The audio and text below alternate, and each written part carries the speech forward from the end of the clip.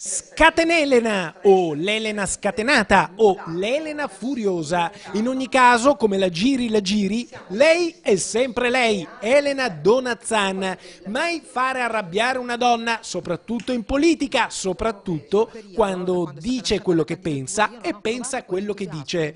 Dopo che ieri al telefono ci ha anticipato lo strappo con Forza Italia, definendo Fabio Mantovani il candidato di partito, che è il suo partito, poco entusiasmante, oggi rincara la dose. In questo periodo, da quando è stata lanciata la candidatura, io non ho trovato quell'entusiasmo che mi sarei aspettata a fronte del finalmente il nome per una città di centrodestra dopo la sinistra. Elena Donazzan, assessore regionale Veneto alla formazione e al lavoro, è fatta così, non le manda a dire e ammette quel che noi avevamo ipotizzato e anticipato, e cioè che dietro alla sua assenza alla presentazione del candidato di Forza Italia, Fabio Mantovani, c'era il suo malessere per un nome che sarebbe stato imposto dall'alto. Sono stata informata, mi hanno detto, cioè, la candidatura viene proposta da Pierantonio Zanettin, lo conosce, è un'ottima persona, dico un'ottima persona, lo so perfettamente, ma la politica